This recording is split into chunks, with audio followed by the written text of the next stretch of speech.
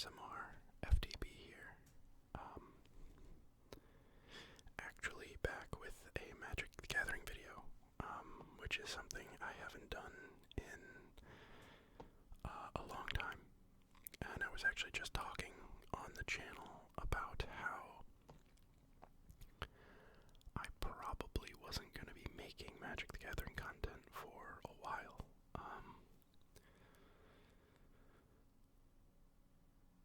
Unbeknownst to me at that time, there was a ban announcement coming up. And that ban announcement was, I think, last Monday. So December 16th was a banned and restricted announcement. And it was suspected that the One Ring and maybe a piece of the Boros Energy deck that is very popular, or was very popular, and kind of still is popular, would get banned. But everybody was hoping for unbans. But I think they were hoping, but not in no way expected any unbans to actually happen. But they did. So on Monday, December 16th, the One Ring Amped Raptor were banned from Modern. And Splinter Twin, Faithless Looting, Mox Opal, and Green Sun Zenith, I believe, were unbanned in the format. I think that's it. And Gigantha was banned as well. But as far as the unbans, I think I covered all of them. Initially, I didn't really think that any of that would really have an impact. As somebody who plays exclusively Living End and Burn, none of those, particularly other than looting, sounded like something that could potentially be used in any of those decks. The bans obviously don't matter because neither of those decks play the One Ring, Gigantha, or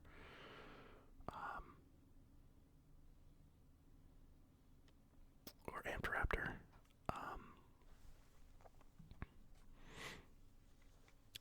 And initially, I thought other than looting, which could be good in Living End, I thought, the unbans really didn't have an effect on any of the decks. I think there is like a Living Twin, there is a Living End Splinter Twin deck out there. But, I think it's more of a meme than a serious deck, I don't know. But I was thinking about, so the version of Living End that's popular right now is the blue, green, white version that plays Ardent Plea, and then obviously Shardless Agent, and then, I don't know. But I was thinking about the version that I play, and the version I play is the version with Bloodbraid Marauder. So, trying to get Delirium and then casting Bloodbraid Marauder. And then I was thinking about Bloodbraid Marauder being red, Faithless Looting being red, and Electro Dominance being red. So you have a very red-heavy portfolio. You are overexposed to red in your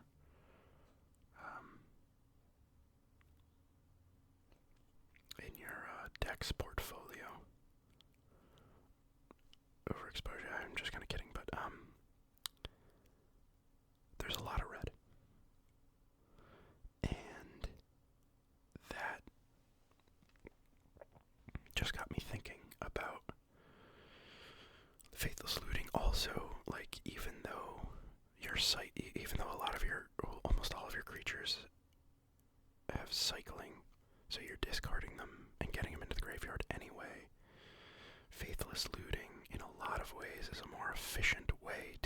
those cards in the graveyard. And that's a good thing. And it also draws you cards, so it helps you try to find your combo pieces like Electrodominance, Living End, and Bloodbraid Marauder. So initially, the version of Living End that I play, actually let me see if I can pull it up for you. So the version I played before the version I played before the ban is this version, which only has Bloodbraid Marauder as the combo piece to get to cascade into Living End. And there's this quote-unquote rule in Magic that if you have an effect in your deck that you want to achieve every game, there should be the rule of 8, meaning there should be 8 copies of 8 copies of, obviously, 8 copies of some kind of card, not necessarily 8 copies of the same card. Obviously, you can only have 4 to a deck, but, you want 4 and 4, 2, 2, 2. I mean, obviously for consistency and for, variance's sake, it'd be best to have 4 copies of a card and 4 copies of another card, so you have 8 copies total of cards that create that effect or that enable that effect to happen. So I think the big inconsistency or the big problem with this deck is that you only have 4 copies of Bloodbraid Marauder to then cast your Living Ends. The good thing, though, is we had things like Incubation, Incongruity, and Wail of the Forgotten to either find the combo piece or to get things into the graveyard and find our combo piece. So it was really fun. It was more fun than I gave it. Like, initially, I totally wrote this off as like a terrible strategy, and admittedly, I think it is the worst version. I think it is a worse version than the Bant deck, than the one that's being played, now as like the quote-unquote meta version of Living End. So yeah, there was a lot of the deck worked really well, but obviously it's very exposed to graveyard hate with having to rely on Delirium with Bloodbraid Marauder. Forgive me if I'm sniffling a lot. I'm recovering from being sick. So it's kind of really all in, and it's also very vulnerable. Living End is obviously vulnerable to graveyard hate in general, but is especially vulnerable to graveyard hate, even like situational, like exiling one card could get you off Delirium, which then makes your Bloodbraid Marauder, a moot point, or not viable. It doesn't cause the cascade to happen, so your Living End doesn't get cast, and the deck just kind of goes kaput. Also, like Force of Negation, great card, but with Bloodbraid Marauder, like you only have Force of Negation in the deck for like Teferi or something like that. You're never protecting your combo in this way. And the big issue I had with Electrodominance is it would cut out a card that would help me. I mean, I guess I could have cut Wail of the Forgotten, but you need ways to find your combo because you only have 4 copies. So this deck was struggling with variance and like, how do I make sure that I can achieve Delirium easily? How do I make sure that I can find Bloodbraid Marauder? So it had a lot of issues. And I think what Faithless Looting has done is given me the confidence that I can draw into my combo pieces now that I have 8 of them. Now that I have the confidence to add Electrodominance to the deck and have Bloodbraid Marauder, I have satisfied that kind of unwritten, or not necessarily unwritten, but that guideline of that rule of 8, having 8, instances of a card that can create, your decks, to have your deck do its thing. So I have the 8 copies, so that'll help me as far as variance and finding my combo pieces. I should be able to find one of these, a Bloodbraid Marauder or an Electrodominance. I should be able to find one every game. I upped the amount of Living Ends to 4 because if I have Electrodominance, I want Living End in my hand. So I think having more instances of Living End is better than here, because with Living End here, I wanted it in the deck because I only had 4 Bloodbraid Marauder to look for it. So here I actually want 4, because in some instances I will want it in my hand with Electro Dominance. Force of Negation gets better because I have Electro Dominance, which I can cast at instant speed to cast Living End. And then I can kind of protect it like in the old days with Violent Outburst. So at the end of your opponent's end step, you cast Electro Dominance, you cast a Living End, they try to interact with it or counter it or whatever, and then you can Force of Negation on that. Or, even if they counter that, then, it can be like in the old days where you go for the Electro Dominance, Force of Negation. Even if they deal with that, then you have the Bloodbraid Marauder to follow up on your turn, the next turn, to make the Living End happen. So it was kind of like that Violent Outburst, Counterspell. Even if you lose, then you have a Shardless Agent in your hand to cast and create the effect. So yeah, and like Faithless Looting, I think, is just like a very efficient, turn 1, Faithless Looting, get 2 things into the graveyard. I think a lot of people might think that it's stupid to have Faithless Looting in a deck where like you're going to be discarding cards. You have a bunch of cycling cards anyway, so like what's the point? But I think Faithless Looting is really good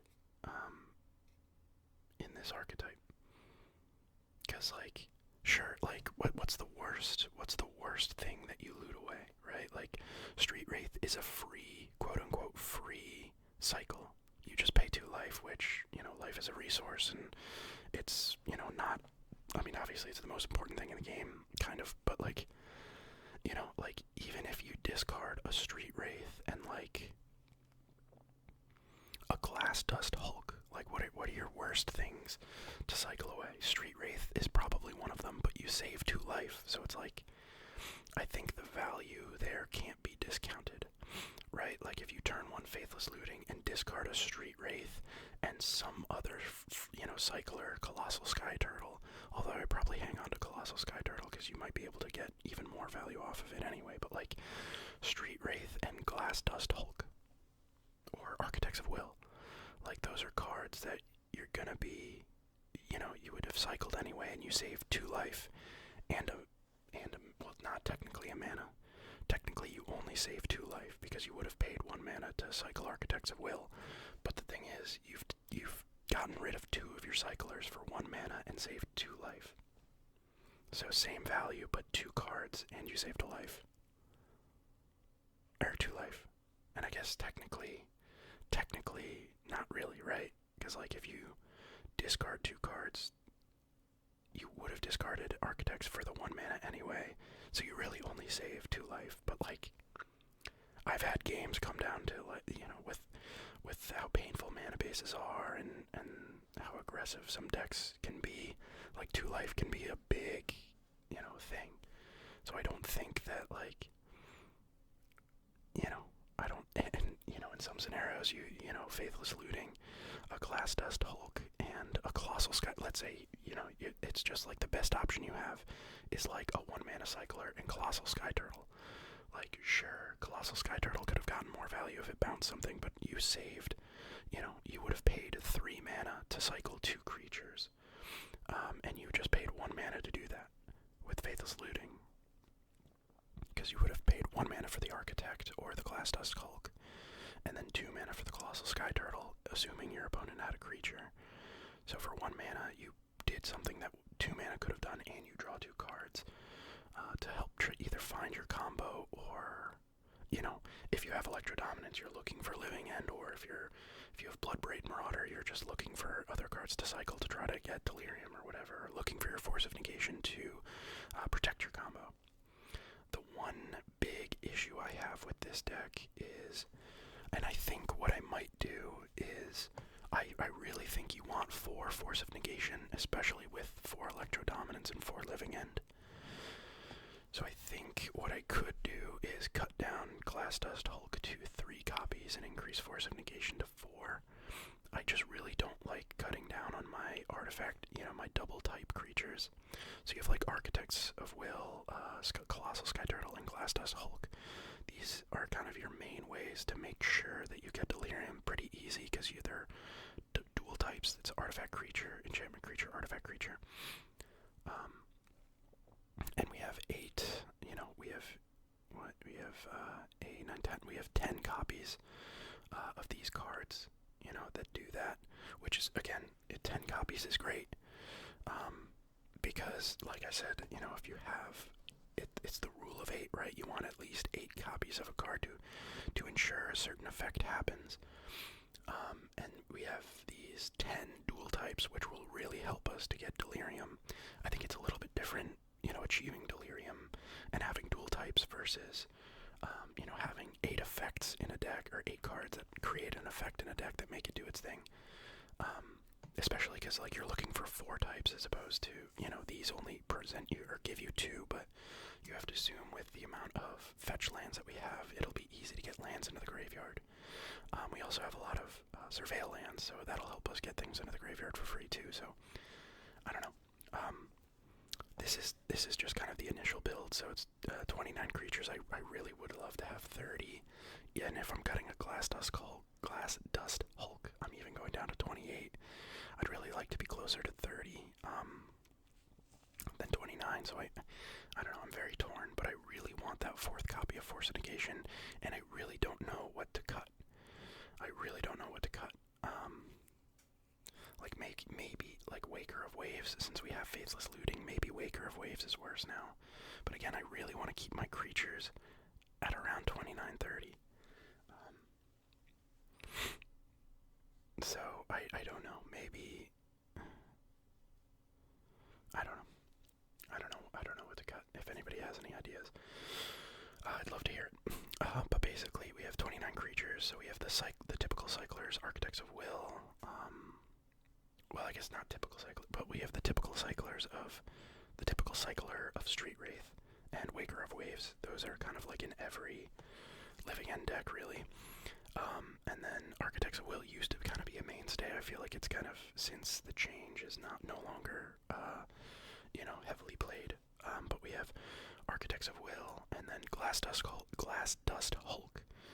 The only reason I really use this card, I think it's a really bad card overall in Living End, but it really helps us get Delirium, which, as long as we get to, even if it's a 3/4 body on the field, that's, it's like Street Wraith, like, it's just better, it's just more of an enabler than it is, like, a good card to reanimate with Living End, but, like, if it helps us get Delirium, and it's, it's just a 3/4 body that we're gonna get out of the graveyard, so it is what it is. But, like, and it's the same thing with Architects of Will. Architects of Will does have the enter the battlefield effect, which I think is really, really powerful. But, like, at the end of the day, it's kind of like that, the 4/4 Flyer and the Striped Riverwinder, like, those are probably better creatures because they have evasiveness, or they have, staying power. The Striped Riverwinder has hexproof, so it's harder to remove, and the 4/4 Flyer has flying, so it has the evasiveness and might be able to attack through or over things. So, Glass Dust Hulk is definitely suboptimal, but it helps us enable Delirium, which is really important, with Bloodbraid Marauder. Then we have 4 Oliphant, which is probably one of the best creatures we can get in our graveyard. I think of all of the land cyclers from the Lord of the Rings, probably Troll of Khazad-dûm is the best for Living End, because it's so evasive. This, obviously, an Oliphant on its own is just a 6/4, which isn't great, but if it's not on its own, it's really powerful, because then it can power up other creatures and give them trample. So in scenarios where usually Living End, sorry about that, I'm gonna have to edit that. My phone rang in the middle of my speech, but Oliphant on its own, I think, is pretty bad. But Oliphant with, like, a board of, a solid Living End reanimated board is obviously very good. It gives you trample, and that power buff. So in another scenario where maybe you would have hit, like, not necessarily a brick wall, but in a scenario where an opponent might have a good blocker, all of a sudden +2, +0, and trample on a creature might give you that little oomph that you need to kind of break through and get some damage. Street Wraith, again, kind of a mainstay in Living End. Subtlety, and then, yeah, the Waker of Waves. So that's kind of our creature package. Again, I would love to have 30 as opposed to 29, but I don't know what I don't think we cut anything here or in our land base. It might be that we do end up cutting lands, because with only 2 mana necessary, maybe we need less, but like at the same time, I'd rather be able to get to 4 lands and then, be able to hold up. I don't know, maybe not. I don't know. I don't know what I'm thinking. Maybe 4 lands so that, well, I don't know. Maybe we do want to cut lands, because we have, 16 plus 4, we have 19 total. If you count the Oliphaunts technically as a land, because they find it, you only need, 1 land, and then the Oliphant will find you the other. So as long as you have 1 land in your starting opening hand, you can get to the 2 that you need to even have the effect happen. So, I don't know.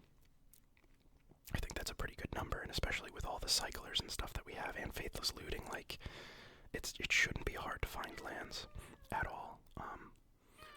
Forgive me if you can hear my cat crying in the background. He's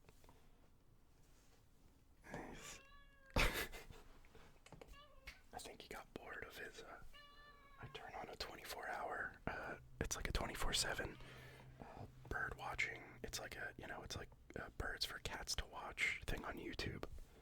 And he usually spends his morning downstairs just staring at the TV, watching all the birds on the TV. But it appears he's gotten bored. So I'm really struggling with this.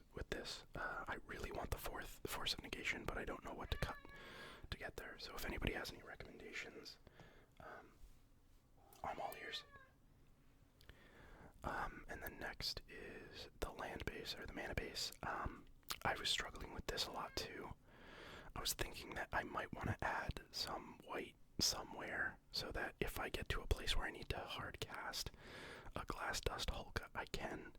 But I think if you're planning to hard cast a Glass Dust Hulk in this deck, you're probably losing. It's either win more, or it's like you're so far behind that it doesn't matter anyway, right? Like, if you're casting a 5 mana 3/4, you're probably losing that game.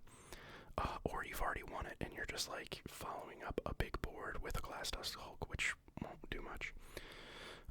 But I do want the 1 copy of Blood Crypt, because I think, getting to 4 mana and hard casting an Architects of Will isn't super unrealistic, and I don't think I think splashing 1 extra color for 1 creature, and it would be Architects of Will because it's cheaper, right? So I think that isn't the worst thing in the world. But the rest of the deck is all red, blue. We want double red early, and we want, we want double blue, because we have a lot of effects that do that. We have, Force of Negation, Subtlety, and stuff like that. So, that's really it, I guess. And Waker of Waves, but you're never hard casting a Waker of Waves. But really, we want the red and the blue, and also, if you want a double cycle, like a Glass Dust Hulk, and an Architects of Will, you can, right? So yeah, that's kind of the deck. My sideboard is kind of, I don't know, I don't really know what I'd be up against. I know that there's I really don't know what people are playing. I only watch, content creators, and I haven't played in a long time. And especially after the bans, I know people were trying Phoenix and all the new cards and whatever, and I know Amulet Titan is probably pretty popular. Oh, I have Foundation Breaker. I should probably cut that because I have no blue. I have no green. Oh, hush, baby boy. So maybe more Prismari Command. I probably want something that can destroy. I'll just put in an Abrade for now. I have no idea. Or no, what is that? Oh my goodness. No, baby boy.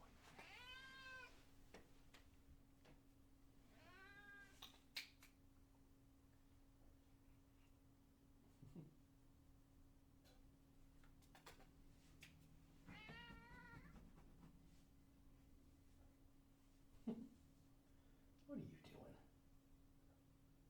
silly. You being a silly baby boy. Oh yeah.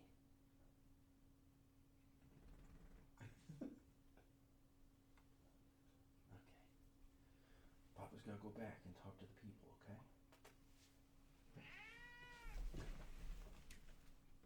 Oh my gosh. But yeah. What is that? It's like a 1-mana cycling.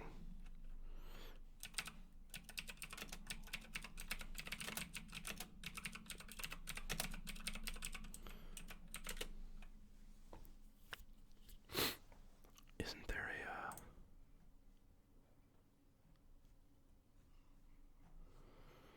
there a 1-mana cycler that destroys an artifact?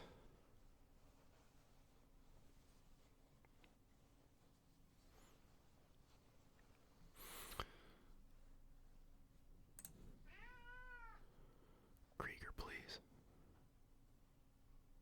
I swear to God, there's some creature I think that has cycling that can destroy an artifact. Oh, yeah, it's this guy. Ingot Chewer.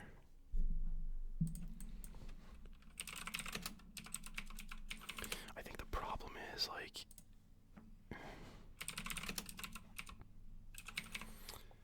the thing I don't like about Ingot Chewer is, like, well, destroy target artifact.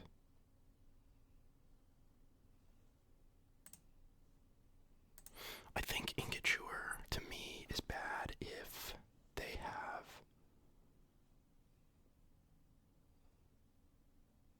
Well, one, a lot of artifacts, because it only does one. But so does, whatchamacallit, so does Foundation Breaker. But if they have, like, Shroud or Hexproof, right? I have to, or no. Why didn't I like this card? Destroy target artifact. I don't know why I didn't like this card. This card is fine. And I need to buy copies of it. Because I don't have any. And I need them. Yeah, anyway, that's something I just noticed. So yeah, I think Ingot Chewer to destroy artifacts. 2 Leyline of the Void, what the fuck? Oh, am I on? Oh shit. Yeah, wrong deck.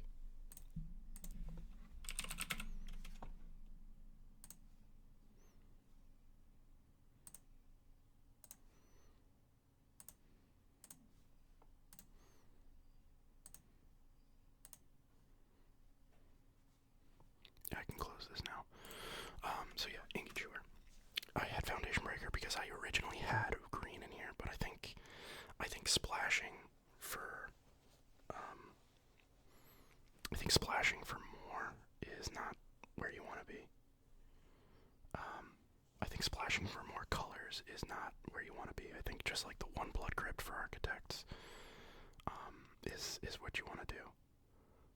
Leyline of the Void for, there's just a lot of graveyard decks, so this could change. Mystical Dispute for, like, you know, probably the Phoenix matchup, the Frogtide matchup. If anybody's playing that. Goryo's, I don't know if Goryo still plays in, like, the Esper colors. Orvar for the, like, 1 creativity matchup you might have. Prismari Command is just good, like, you know, artifact removal, and it's draws 2 cards, discards 2 cards, so it's like more Faithless Looting and a destroy artifact effect. I think with like 4 destroy artifact effects, 2 cheaper ones, 2 more expensive ones, it's probably fine. Commandeer because I didn't know what else to do. Brazen Borrower because I think Brazen Borrower could be important to like get something off the battlefield that's preventing you from living ending, like a Teferi or something like that, and it's just a creature. Damping Matrix, I forget what this is for. We might want to add more Damping Matrixes, and actually I do have more Damping Matrixes, so I should grab those, because I only have one. I only added one because I only had the one, so maybe I could cut some other stuff. Maybe like, oh, I only need one with 2 Ingot Chewers, maybe I only need 1 Prismari Command, but I really kind of like Prismari Command. I think it's kind of like, not that bad. Probably like, you probably have stronger turn 3s, but like, I don't know. But yeah, activated ability of artifacts, creature Damping Matrix is for those, like, the artifact decks. Well, obviously. But, like, whatchamacallit, like, what is the Urza one, and, like, wait, does that mean, like, with this shutdown, like, Hammer? Probably not, right? Because Hammer would still auto-attach. But, like, some parts of Hammer would be shut down, right? Like, of artifacts, activated abilities of artifacts. No, because, like, Pure Steel Paladin is, like, an effect on Pure Steel Paladin, not the artifact itself. So, Damping Matrix is probably for, like, I don't know what this is for. I still have to play the format. I don't know what artifact deck is out there, probably. Or is it like the, what's that one that played the flying one that draws 2 cards? Oh man, Affinity? Is this for, like, Affinity? I don't know. I have no idea what I would play Commandeer for. Maybe just as, like, a throw it into the deck and see if you can catch people off guard type of thing. I don't know if Domain Zoo is still a thing, but you could potentially steal, like, why you would even play this to steal a Scion of Draco or whatever that deck plays. I don't know. So my sideboard is still, as you can tell, a fucking mess. Because I don't know. I don't know what's out there. I don't know what I'm playing against. I don't know the format that well, so I'd need to really tweak this once I start playing to see what's out there. And then, yeah, the mana base, I think, could use some work, or at least advice to, like, tell me that this is the right thing to do. Or let me know that maybe I do have space for, like, one white, for, like, you know, for a Glass Dust Hulk hardcast type of thing. But, I don't know, I think it's fine as is. I think I, unfortunately, don't have Bloodstained Mire. I have Polluted Delta.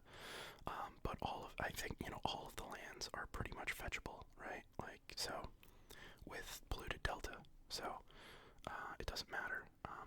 But I think Bloodstained Mire is just, like, the right one to have. It's Scalding Tarn and Bloodstained Mire are the right cards to have. Probably, I guess not, right? Because we don't play that much black. So I guess it doesn't really matter. Whatever. You want Scalding Tarns, that's for sure. And then, like, yeah, the other 4 fetches, I think, could be Bloodstained Mires, they could be Polluted Deltas, they could be whatever, as long as they fetch, you know, all your other, you know, as long as they fetch Thundering Falls, Steam Vents, and Blood Crypt, and then an island and a mountain. Although, obviously, with Bloodstained Mire, you're not going to be able to get the island, but, like, not a huge deal, because you'd be able to get it with Scalding Tarn. So, if anybody has advice on cuts or changes so that I can get the fourth Force of Negation in here, and then just, like, let me know if, like, any tweaks to the mana base. Maybe 3 Surveil lands is too much. I don't know.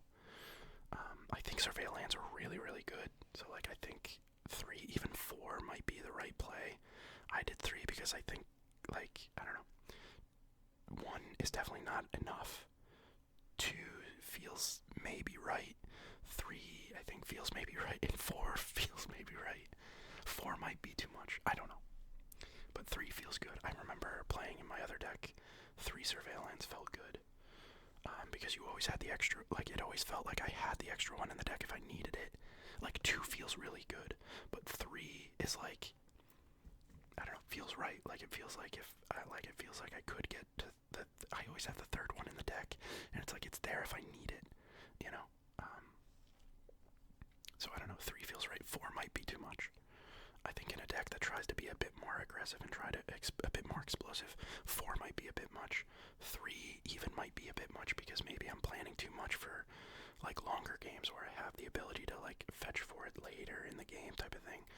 But I don't know, I think they're strong, and especially with the Surveil ability in a deck like this that wants stuff in the graveyard, I don't know, I kind of want to stick with 3, but maybe that's too much.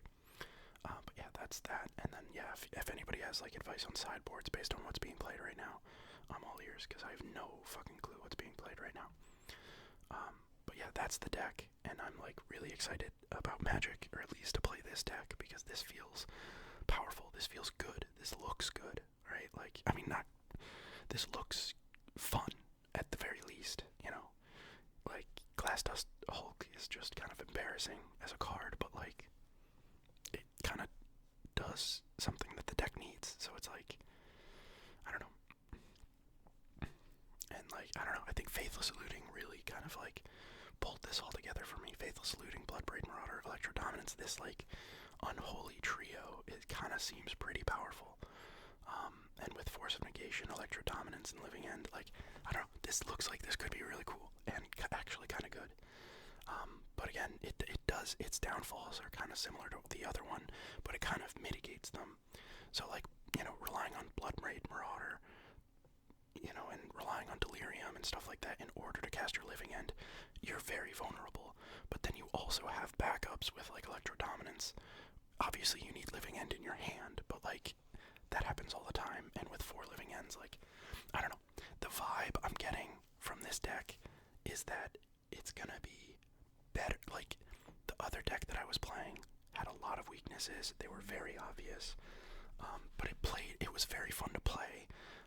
It just didn't feel that great.